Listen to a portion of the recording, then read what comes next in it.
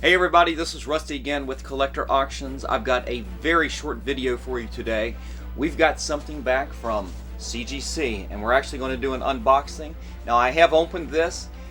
We've got one book in here and this is the first time I've ever done something like this. This was a Reholder. I've never done that before. And I had a book, you saw it in one of my previous videos. I got a nice Avengers book, but let's break it out and I can show you and you can see the book that I'm talking about. So again, this was one box from CGC. It's got one book in it.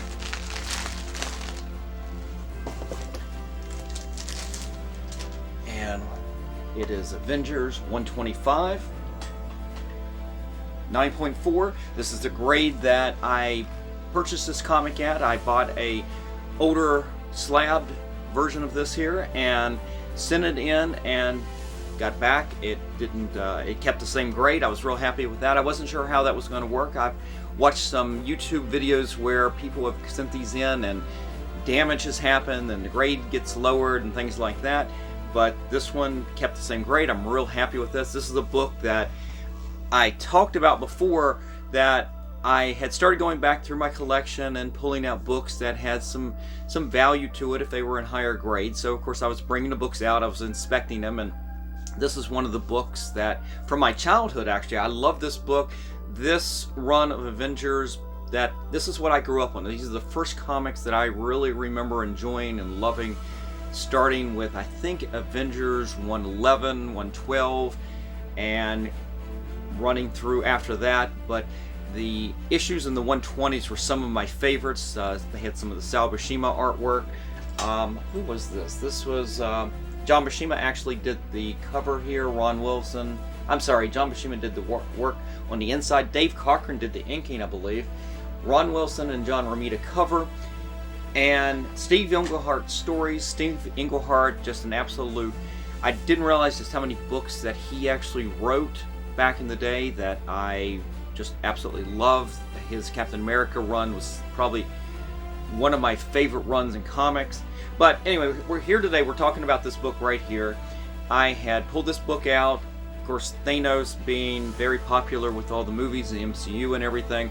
I pulled this book out. I looked in great condition. When I pulled the book out, right across the cover down here at the bottom, there's a piece of Scotch tape running across that. And I'm going, how did I miss this? Did I just never take it out of the bag? Did it just not? Obviously I didn't pay attention to it, but there it was.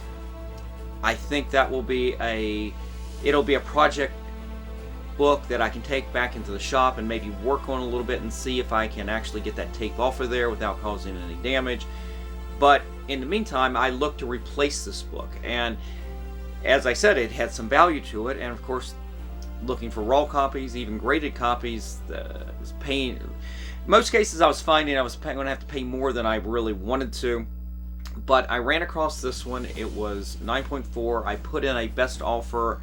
They had it at a certain price. I sent in a best offer, probably about 75% of the ask, and ended up they accepted it. I was super happy with this because I've seen 9.2s, 9.4s go in auctions and on eBay that cost more than this one did. So I've got a really good deal on this. I'm really happy with it. Again, a childhood comic book that I just absolutely loved. During that time period, you had Captain Marvel. His storyline with Thanos was crossing over with the Avengers. This is one of those issues right here. So I absolutely love this. I'm so happy with it. CGC. Oh, let me talk about sending it in. So I actually submitted this here about a month ago when I sent in the books for the George Perez signing. I put that into the same order. I did that so CGC would, when they opened the box for the George Perez signing, they would also have this order in there as well.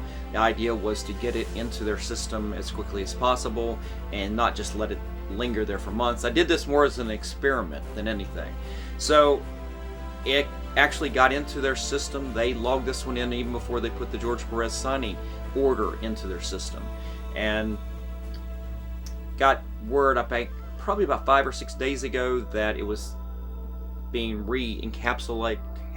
Is that a word? They were encapsulation. They were going back and putting this in there.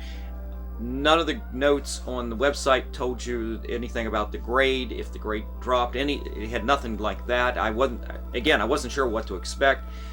But then I got the ship notice and took a couple days. It actually arrived quicker than it originally said it was, and I got this yesterday in the mail.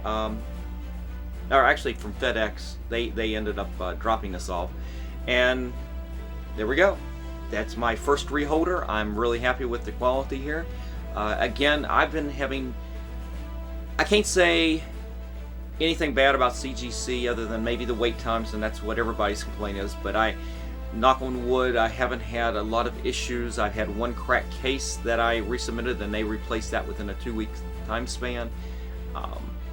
Other than that, minor scuffs, but very minor, not something I would even worry about on any of the cases. So again, CGC came through, great case, great look. I love this.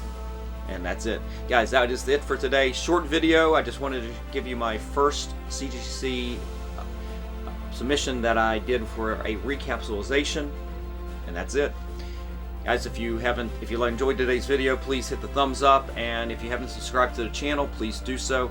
Go back, watch my other videos. I do a lot of CGC unboxings, I do CGC submissions, and a lot of comic book hauls. Every week, every 2 weeks, I'm doing a video talking about some of the new books I'm picking up, and we talk about my philosophy on why I'm buying certain books, and a lot of them end up going down the path of going to CGC, and how I'm thinking about what I'm doing in this hobby right here. I'm doing a lot of reselling. I'm buying books, I'm reselling, and I'm also trying to kind of liquidate some of my collection, my vast collection of comics from the last 45 years. And you know, it's one of those things where you think about, what do you want to do? Do you want to pass these down to your children? Do you want to go ahead and sell them? And I know my daughter will not want to have to deal with this someday, so I'm in the process of slowly getting that collection down.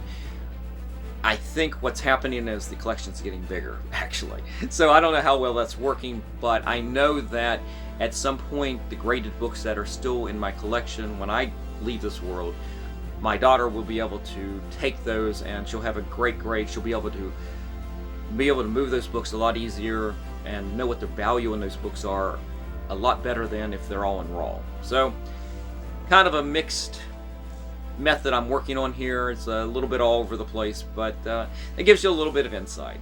So hope you enjoyed today's video, and I will see you for the next. Take care.